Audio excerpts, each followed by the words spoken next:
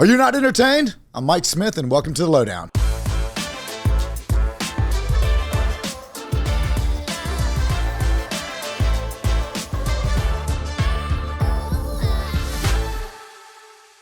Hello, everybody. Welcome to the Lowdown, and today, joining me, Kevin Lennox. What a week. What a week indeed. Well, Kevin, I think we could say that's an understatement. This is probably the biggest point percentage move that I've seen in probably the history of since I've been involved in this career, and I think probably for you as well. Yeah, we've been in this a long time. We have. And last week, the average intraday volatility, almost 7%. Wow. Each day was the average.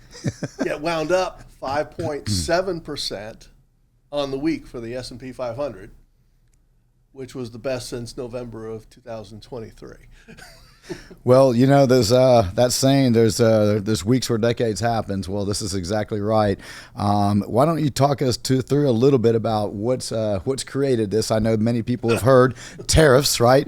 But there's a lot more going on here, and I think for our listeners, for you not to kind of break that down for them is important.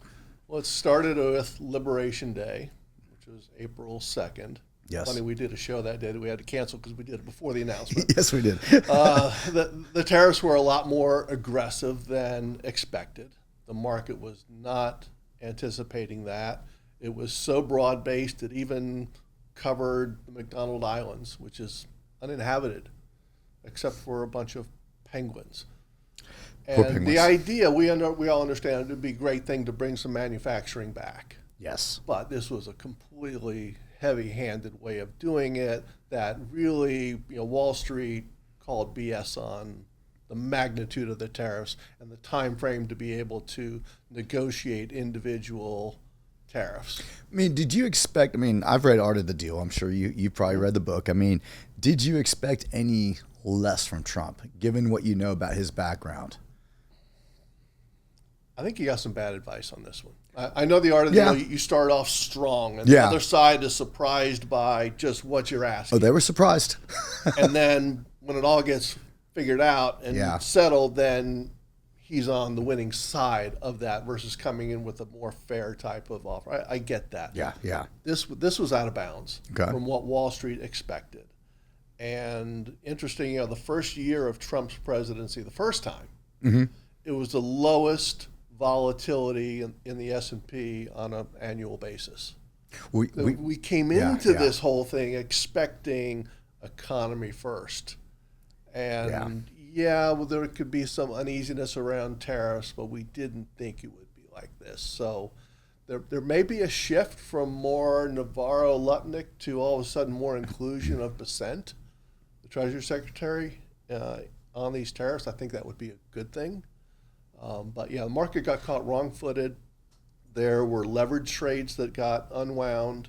Some of the hedge funds, you heard a lot about the basis trades, which is in the Treasury market, which ironically caused Treasury yields to rise rather than fall when you typically see stock prices go down. So the 60-40 got caught sideways, and it was just a week period where nothing worked and nothing made sense, and that just spikes volatility. Now, that's an important point. I think not many people are talking about this, but the fact that yields rose is an issue, and for what reason? We've got a wall of debt coming due. I think it's already coming due. If not, it's due now. It's somewhere between $6 trillion, if I'm not mistaken. It's quite a big number. And so that's another big point of what they're trying to do is they're trying to get yields lower to refinance that debt, but it's not going exactly the way they wanted it to with what we've been seeing. And you mentioned that, so there's cause of inflation with these tariffs. And then another thing that Trump had talked a lot about was oil and 55 and drill baby drill. Well, it was interesting that the day after Liberation Day, OPEC Plus hastily called a conference call and announced almost a tripling of the increase in oil exports that was previously announced. Kazakhstan was producing way over the limit. They said that's the part of foreign oil companies pushing that. But all of a sudden we had oil go from 75 to 63 in 6 days. Yeah. And then what happened yesterday? I saw a headline that Saudi Arabia now is on a path toward civil use of nuclear energy. That's how you got them to do that. Yeah. They're usually very shrewd. So I mean, there's lots of chess games going on in the background. Well, you ever seen those little snow globes? And you grab it and you shake it. Mm-hmm. Well, this one's been shaken quite a bit. I mean, it's almost, this, I think a lot of people are probably not understanding, this is not a temporary, let's do this, it'll all be good next week. This is a global reset. I mean, this is a rewiring of the system, the rewiring of our trading partners. Now, back to your point on manufacturing, I don't think we should manufacture everything here in the United States. I mean, I don't want to manufacture toothpicks and those things that we don't need to, but there are some things that do make sense of coming back here or having here, especially in the technology and, the chips and all those type of things. But we don't want everything back. Trust me, we don't have the people to do that, for one. And that was part of the disappointment with Liberation Day. Yeah. Is that, Vietnam, for example, in the first Trump administration, and I think echoed by the Biden administration, diversify manufacturing from China. Many did, and Vietnam was a beneficiary of that. Yeah. They do electronics. They also do a lot of clothing. So Lululemon and Nike got crushed because all of a sudden there was, I think it was 35% tariffs on Vietnam. It doesn't make any sense for us to produce clothing. No, it does not. Way down on the priority on a very, very limited basis. I mean, I get where areas of national security or where we have a competitive advantage. Let's prioritize those, yes, support them, and then slowly build. Artificial intelligence, robotics, defense components, those things make a lot of sense that we have here. You've heard the things that China has, the surveillance and some of the equipment and already. So, I mean, we've already heard the horror stories on that. We don't need that in our own national defense. But the clothing, to your point, we don't need that. Now, Vietnam is a proxy. A lot of things China does go through there. Xi is actually going there this week. So they do send a lot of things through there. Reroute. So they can reroute things. So you can easily find ways to shut that down. But not everything, right? Right. So, well, I mean, yeah, go ahead. I think a key will be, during this, paused period. Okay. Is how many deals get done on what time frame? We need to get deals done with G7 countries sooner rather than later. Yes. That will provide some clarification. Is there pushback? Is there any meaningful, trade negotiations that actually get inked? Yeah. Because right now we're just in this world of uncertainty where, economic growth now, GDP is pretty much expected, sources that I look at, basically flat. Down 0.5%, up 0.5%. A recession call is a coin flip. Well, that is now the big word, right? I mean, it's, all this kind of leads to, because your point is everyone's kind of pausing. No one knows what to do here. The uncertainty, right now is going to persist for a while. I'll go back to what Reagan said. I mean, tariffs, they work in the short term. So to your point that we need to get some deals inked and done, but we don't need this lingering on, certainly not several quarters, and especially not for the rest of the year. That would be a disaster, I think, all in general. So, but we need an early win or two, and then some momentum behind that. And then the other thing is, inflation. And how will the Fed look at this? Is it a one-time increase in prices, or is it one step toward a building of higher inflation expectations, which then gets contagious, and then the Fed has to step in. So the Fed right now, people were calling for the Fed to step in last week during all the volatility. Well, they've got two mandates, right? Full employment and stable prices, and they're worried about both of them. Yeah. And that's where you get it. If you hear the term stagflation, that means growth is basically no growth, and you have sticky inflation. And then which mandate? So we're looking to see how, the next non-farm payroll will be important, retail sales, and then just what happens. What happens? Well, I mean, at the end of the day, this comes down to the U.S. and China. Let's just be real. This is what this is going to come down to. Now, unfortunately, I've been reading a lot of books on Xi and his personality. I mean, they have the Great Long March. I mean, their master plan. And the one thing is G is not going to embarrass himself in front of his people, and we almost got to allow a way for him to save face if we're going to have some sort of a negotiation. You can't completely back him into a corner, which it's getting pretty close. Like that's where we are. Pretty much So did. yeah, so it's going to be hard because as you might say, Trump's not going to back down. I can tell you from what I read about Xi and the Chinese Communist Party and what he stands for, that the long-rooted history. He's not going to back down either. So there's got to be some way to come to truce, I hope, and we can get this thing, at least done sooner than later for the market's sakes. Now, the one thing that's being thrown around is recession, and that's 2 declining quarters of GDP, which you can easily see if everybody stops doing stuff. That can happen pretty quickly. But I think one thing I've not heard much people talk about is, remember, the correction typically happens 6 months before the National Bureau of Economics comes out and makes the call. We're 10% right now. Where are we? This market moves so much. Are we about 10% range? I think we're still in correction territory. It could change while we're talking now. It's been blinding. Yeah. So the good thing I would say, this really started within the stock market. Yeah. And we did not see weakness in the credit markets until the last week of March, which is good. And still, I looked at high yield and leveraged loan, the private credit over the weekend, and high yield really, they refied $610 billion last year. The asset class is only 1.5 trillion. Okay. So they have ample liquidity. We still have 51% rated double B. And there's not a problem sector within high yield. So I think spreads right now are about 550. When you're in recession territory, it's typically closer to 1,000. Yeah. Point spread. So basis point spread. So there's not tension there. The loan market and private credit, I think there is. Yeah. It's opaque, but the corners that I look at in credit in that space look to be under stress, and they need the benefit of lower rates, easier borrowing. So from a systemic risk standpoint, the Fed isn't ready to step in here either, because the credit markets are still functioning pretty smoothly. I don't see how they could. It's too soon.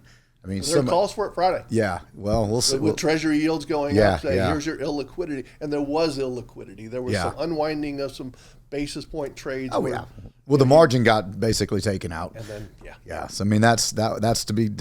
Look at all these leverage ETFs, all that stuff. All that got called a sinner here. So the leverage is definitely out of it, which is probably a good thing. We know how much this market went up.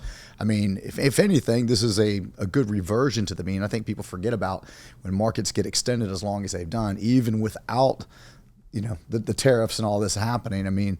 There was probably a good chance we were going to see some sort of reversion to the mean. And this is why you and I have been on this show even months before this, talking about don't get over your skis, right? Make sure you're not overtaking risk, it's because that's what happens. People get euphoric, they start taking on risks, they start using leverage, and then boom, this happens, and they wonder why. Well, they lose big, right? Yeah, I know a few portfolio managers that got extended on risk because Trump was going to be for deregulation, pro-growth business policies, and this is a comfortable time to take on risk. Look at Trump 1.0. Yeah. And they got caught wrong-footed, and when you get caught wrong-footed on leverage, bad things happen. Well, on the show we didn't air, I did talk about how for a lot of investors, especially the younger generation, this is probably one of the first corrections they've seen that's non-COVID, right? This is something that's not normal. They've seen the markets go up, but you know what? You and I, we've been around quite a while. We've seen lots of different corrections, and this is good in a sense. I like the volatility. Why would I like the volatility? Well, it's opportunistic, right? Things were getting expensive. It was a little hard to make a list when you're looking at PEs, at 75 and nosebleed numbers, and wondering how are you ever going to get paid back on your original investment on some of these. And now seeing some of those dynamics change, this is the time for one, not to be over your skis and making sure you're updating your financial plan. But number two, this is a good time to kind of build that list of things that you might actually want to own. So, for those that are out screaming about it and upset about it, and, I think, look at the optimistic side of it. This is a good time to take some opportunity. Yeah, I think we both did at the end of last week. Yes, we did. I will not say what I bought. Yeah, I won't say what I bought. Different lists, but yeah. Yeah. Well, where do you think, I guess the other thing I want to ask you about, and it is the biggest 800-pound gorilla, but it is the true tell of what the markets are looking at. Tell me about the bond market. What is the bond market telling us right now? The Treasury market yes. is, I think, has been rattled by the lack of liquidity. Okay. But I still think, we see a bull steepening in the yield curve, which had been going on before. So I'll take that as the better signal. And bull steepening means the short-term yield is stable relative to the 10-year, which is increasing. And that the 10-year is a reflection of both economic growth and inflation expectations. And I think with this budget bill that's being tossed about, it's a whole lot more about more of the same spending and deficit levels that stay the same. And you see as a consequence of that, gold price at yes. 3,200, up 21%. Amazing. On the year. So the Treasury market is building in a higher plateau for inflation, I would say. The credit markets, which tie more to systemic risk, have been very calm. And arguably investment grade credit is might be a better safe haven than treasuries of the same maturity. Many in that group have better, stronger balance sheets, I would argue. Yeah. So I'm particularly watching the credit markets. Okay. Because that ties more toward, are we going to have a recession or not? Outside of some exogenous shocks, such as a trade deal, then it's typically a freezing of the credit markets and a restriction of credit to creditworthy businesses and individuals that really perpetuates the negative feedback loop of a recession. Yeah, well, and we're not seeing that yet, and that's good. That is good. I mean, I think if this continue to get delayed, though, the knock-on effects of this, which I'm already hearing some companies. I know a company that delivers tools to China. It's about a third of their gross revenue, and guess what?